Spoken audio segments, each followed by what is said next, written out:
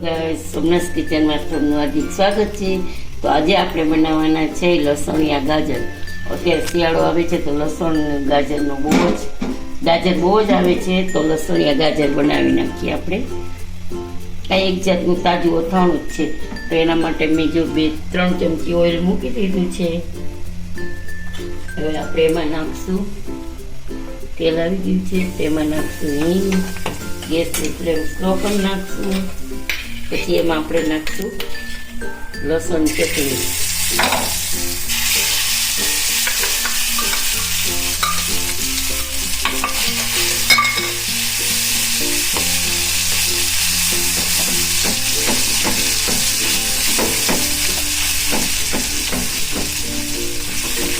આપણી લસણની ચટણી એકદમ સરસ થઈ ગઈ છે.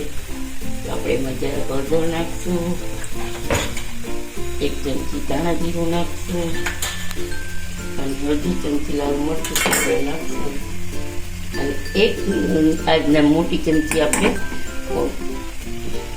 રાઈના કુરિયાનો પાવડર નાખી દઈશું. હવે આપણે ગેસની ફ્લેમ બંધ કરી દઈશું અને આને ચલાવી દઈશું. આપણે સ્વાદ અનુસાર નિમક નાખશું, કારણ કે લસણની ચટણીમાં છે નિમક.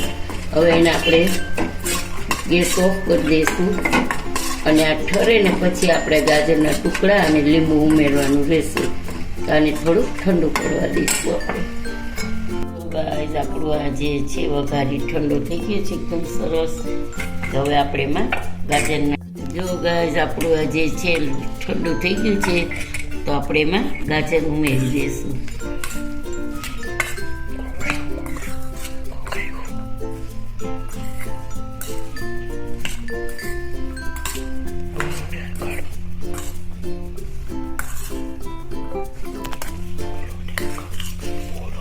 હા, તો આપણે જો મસાલો ઉમેરી દીધો છે.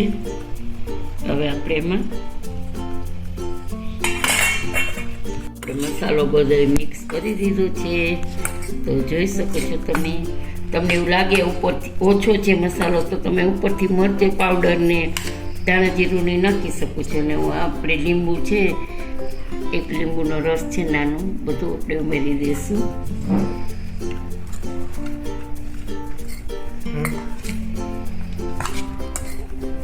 એક દિવસ રાખી બીજા દિવસથી આ ગાજર ખાવા જેવા થઈ જશે. જોઈ શકો છો ગાઈસ, આપણું જે આ છે ગાજરનું લસણિયા ગાજરનું અથાણું તૈયાર થઈ ગયું છે. તો આજનો વિડીયો તમને કેવો લાગ્યો તે જણાવજો. સબસ્ક્રાઈબ કરજો, લાઈક કરજો અને શેર કરજો. જય શ્રી કૃષ્ણ.